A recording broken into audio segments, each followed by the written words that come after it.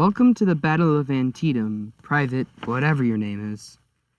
Allow me to fill you in. The Battle of Antietam was fought at Antietam Creek near Sharpsburg, Maryland.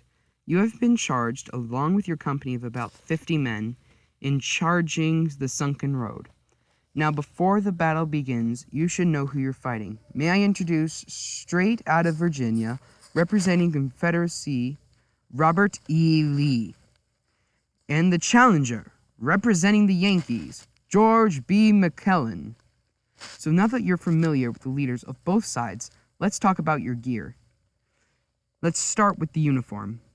You would wear a blue coat and pants made out of cotton, and a cap to cover your head, a buckle to go along with a belt, and also a sort of boot. At your side, you would find 3 things. 1, your canteen of water.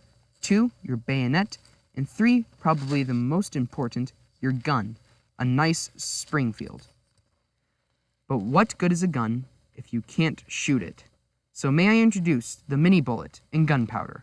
The bullet is made out of lead, a soft metal, so when fired at high speeds, and if it hits its target, and only if it hits its target, the metal spreads on impact, just decimating bone and muscle alike. So with gear out of the way, we can focus on the battle itself.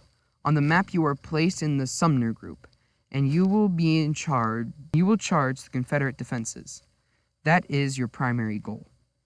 Let's begin. Early in the morning on September 17th, as the fog is lifting and the sun starts to peek off the horizon, suddenly, around 5 o'clock, gunfire is heard to the right of your position. Battle has begun. Salvos will be exchanged on this position until 11 a.m. Meanwhile, at 9:30 in the morning, the Union begins their advancement on the sunken road. Your company is put into action. The South has a strong defensive hold on this area, but you have numbers on your side. For nearly 3.5 hours, the battle is waged. The defenses are breached, only to be mended by reinforcements into your forces that have moved in.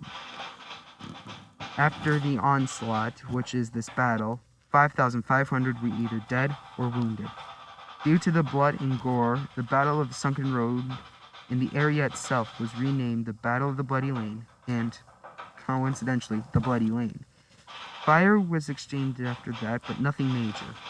And so the day ends. As you walk around broken but alive, you help carry your fallen brothers to their final place of rest, or help carry the wounded to go get treated, probably amputated.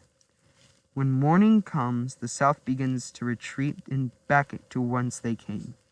Even though the orders were given by Lincoln to pursue Lee, McClellan refused and did not. And so for disobeying orders directly from Lincoln, McClellan was fired.